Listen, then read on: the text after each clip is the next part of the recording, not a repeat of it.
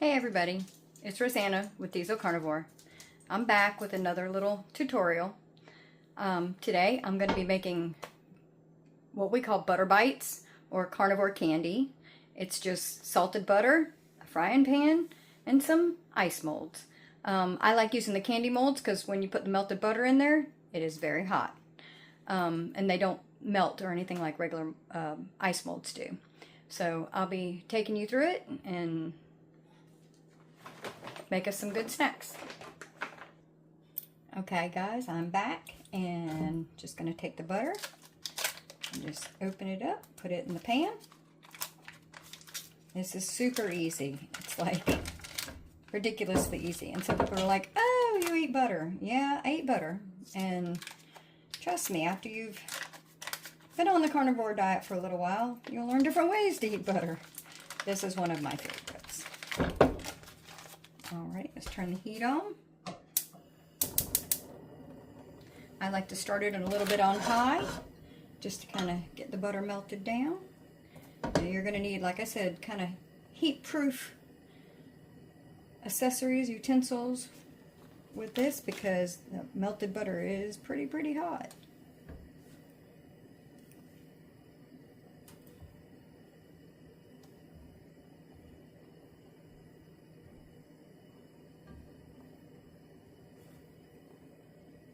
I'll bring you back when I get this a little bit melted down.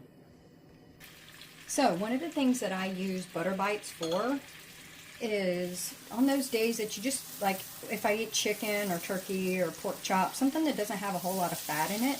Like on my beef days, I probably wouldn't do it unless I just like caught myself like starving, or if I'm coming off a fast or something like that, which we'll get into later. When you're first starting out, the biggest thing is just eat to satiety. Eat until you're comfortably stuffed. Like, not Thanksgiving turkey stuff, but, you know, like I just had a whole big cheeseburger stuffed. Now that we got it melted really good, I am going to turn the heat down just a hair, kind of medium high. And because we want it to brown up, but we don't want to burn it. There's a fine line between nice brown butter and burnt. Trust me, once you burn it, you won't want to do that again. Make sure that you don't splatter yourself because it is super hot. Now this is something that I don't typically do in the semi. I try to do it when we're home, put them in the freezer. Once I pour it into the molds, I try to make sure I get the little brown bits in the bottom of each individual mold, and then I stick them in the freezer. Once they've sat in the freezer for a few hours, I'll take them out and put them in Ziploc bags and put them in the freezer in the truck. Then if I'm feeling like I might need a little extra fat that day, or if I want to have it like as a little snack or treat, if I'm craving sugar, which I don't crave sugar too much anymore, not like I did when I first started. Of course, for those of you who don't know, I am about 2.5 years in, so my cravings are a little different now than they used to be. But if I'm craving something, just don't have anything on the go, I'll grab a little one and pop it in my mouth, chew it up, and then I'm good. I'm satisfied. Alright, you can see edges are starting to get a little bit brown. So I'm going to hold off, just stir it for a minute, let those milk solids cook out.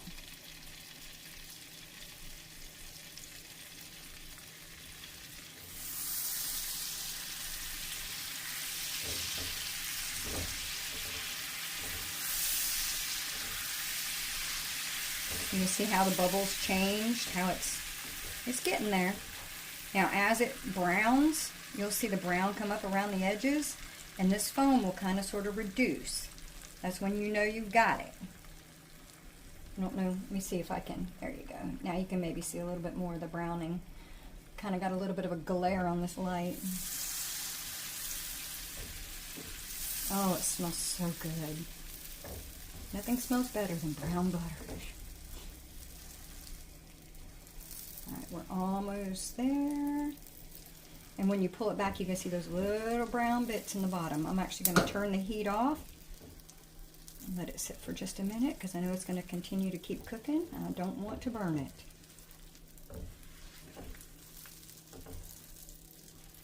And so you can kind of sort of see the brown bits in the bottom. Now I do have a Pyrex heat-proof measuring cup here. I'm going to pour this into as soon as I feel like it's good enough. So you can see the brown bits in the bottom there. See how the bubbles reduced? That's what you're looking for. I said I turned it off, so we're just sitting here with the heat from the stove. Some people like it a little more brown, some people like it a little less brown.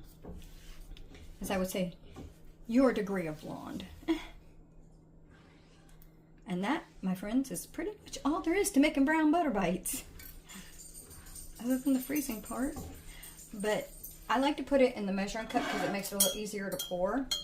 Now I will get a large spoon, sorry for the clatter, and dip a little bit of the brown bits into every one of the molds. And that way you get that, because that's that saltiness. And some people don't like it salted. Some people use the unsalted butter. I like it salty. But if you know me, you know I love salt. Alrighty, and I'm just going to pour this in here gently. Hopefully without making too large of a mess. Alright.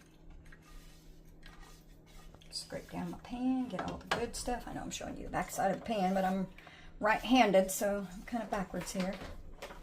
Maybe I should have put you on the other side.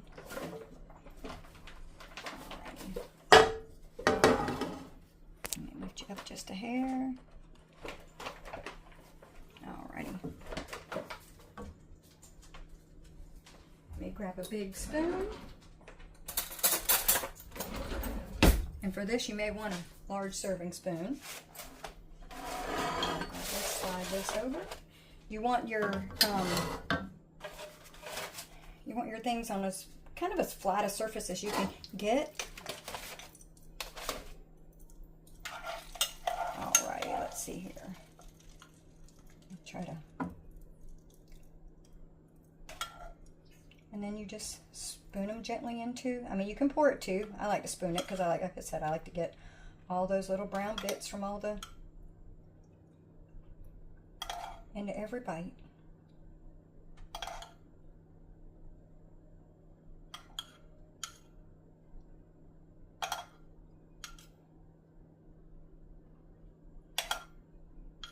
And like I said, I like using the candy molds because they are safe up to 450 degrees. So they take the heat really well. And also, they're typically smaller. Like you wouldn't want like a whole entire ice cube. With brown butter bites, sometimes, you know, less is more. And you don't want to take a big old huge chunk of butter. That tends to either upset somebody's tummy or some people are like, that's too much. So that's why I like this size mold.